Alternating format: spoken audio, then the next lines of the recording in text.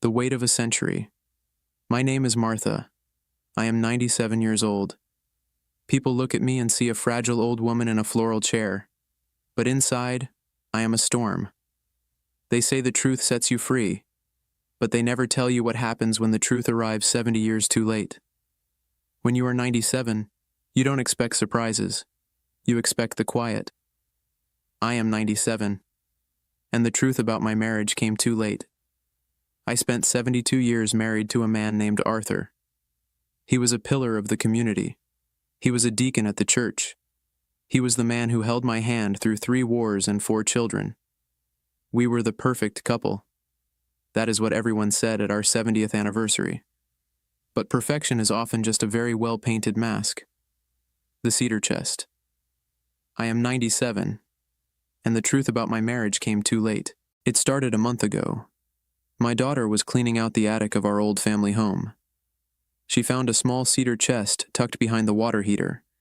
It was locked with a heavy brass skeleton key. Arthur had always told me that chest held his mother's old journals and some legal papers from the farm. He told me he lost the key in 1955. I believed him. Why wouldn't I?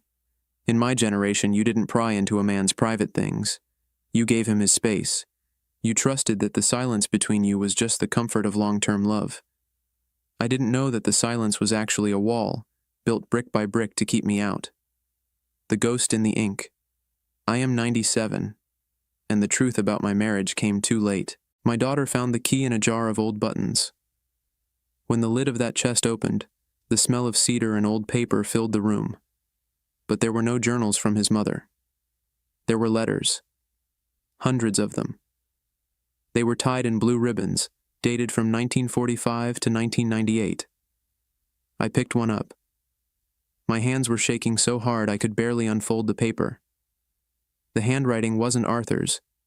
It was elegant, looping, and full of a passion I had never seen in our house. It was addressed to my dearest Artie. Nobody called him Artie. To me, he was always Arthur.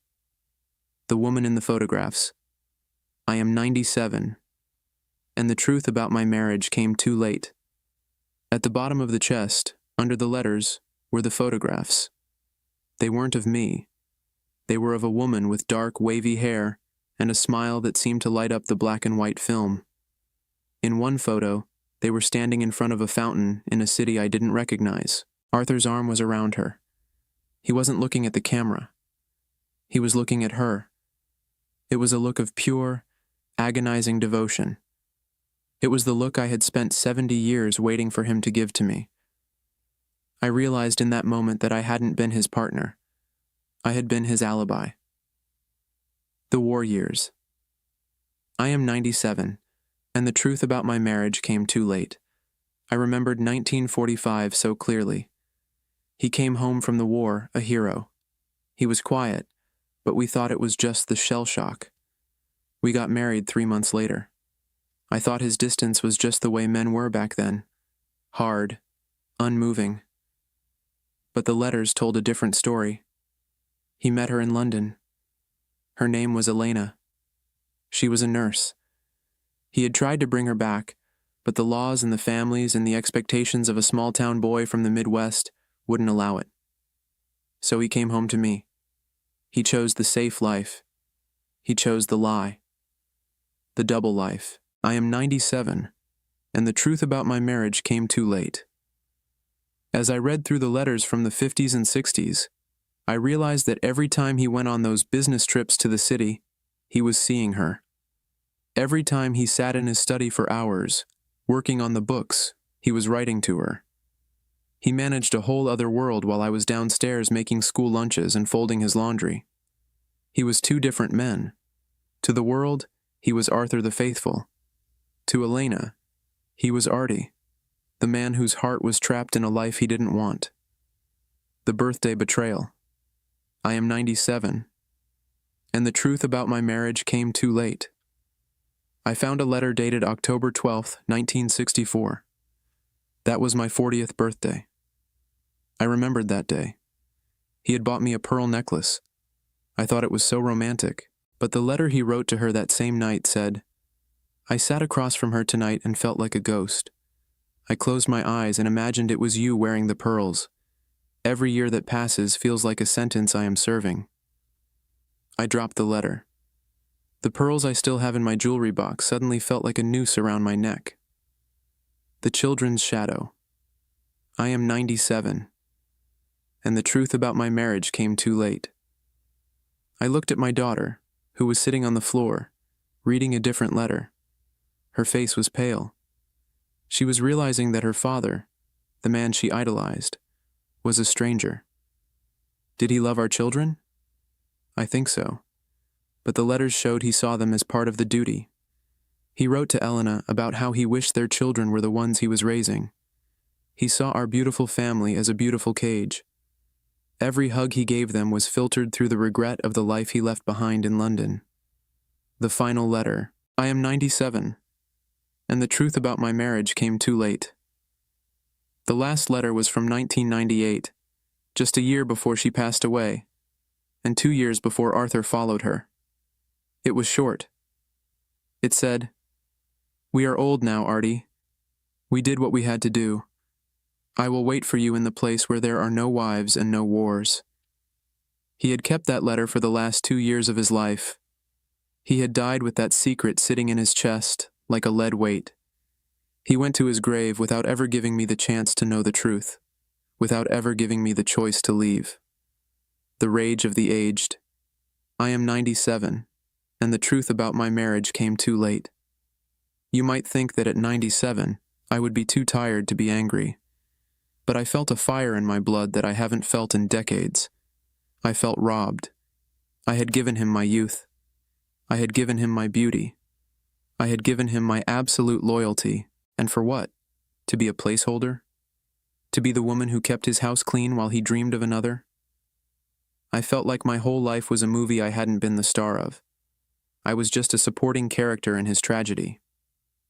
The memories redefined. I am 97, and the truth about my marriage came too late. Now, when I look back at our memories, they look different. I remember our vacation to the lake in 1972. He was so distant that week. I thought he was just tired from work. Now I know he was grieving. Elena had been sick that year. Every smile in our family photo albums now feels like a lie. I look at his face and I don't see my husband anymore. I see a man who was counting the days until he could be somewhere else. I see a man who was living a secret life right in front of me. The question of why. I am 97, and the truth about my marriage came too late. Why didn't he leave? That is the question that keeps me awake at night. Was it the scandal? Was it the children? Or was he just too much of a coward to tell the truth? He chose to live 70 years in a lie rather than face one day of honesty. He let me believe we were happy. He let me build my whole identity around being Arthur's wife. He stole my chance to find a man who actually wanted me, who actually saw me. Talking to the headstone, I am 97, and the truth about my marriage came too late. I went to the cemetery yesterday. I sat in my wheelchair in front of his headstone. It says, "Beloved husband and father." I wanted to scream. I wanted to scratch the words off the stone. I looked at the grass and I whispered, "You coward. You absolute coward." I realized that even in death, he had the last word. He got away with it. He lived his whole life, had his cake and ate it too, and left me to deal with the wreckage when I'm too old to do anything about it. The daughter's grief. I am 97, and the truth about my marriage came too late. My daughter is struggling too. She feels like her whole childhood was a set. She remembers her father as a hero, but now she sees him as a man who was always looking past her mother. We sit in the kitchen now, and we don't talk about the good old days anymore. We talk about the letters. We talk about Elena. We try to piece together the man we thought we knew. It's like trying to solve a puzzle when half the pieces are missing, and the other half are from a different box. The advice I never got. I am 97, and the truth about my marriage came too late. If I could go back to that 20-year-old girl in 1945, what would I tell her? I would tell her to look closer. I would tell her that silence isn't always peace. Sometimes silence is a secret. I would tell her to find a man who looks at her with his whole heart, not a man who looks at her with his duty. I would tell her that it is better to be alone than to be a ghost in someone else's house. But I can't go back. I am at the end of the road. The mercy of forgetfulness. I am 97, and the truth about my marriage came too late. Some of my friends at the assisted living home say I should just forget the letters. They say, "Martha, he's gone. It doesn't matter now." But it does matter. It matters because it was my life. If your life is built on a lie, then what was it worth? I don't want the mercy of forgetfulness. I want the dignity of the truth, even if it hurts. I want to know who I really was to him, even if the answer is nothing. Finding Martha, again. I am 97, and the truth about my marriage came too late. In a strange way, being angry has made me feel alive. For 70 years, I was Arthur's wife. Now, I am just Martha. I am a woman who was betrayed, yes, but I am also a woman who survived. I've started painting again. I haven't touched a brush since 1948. Arthur always said it was a waste of time. Now I realize he just didn't want me to have a world of my own. He wanted me to stay in the box he built for me.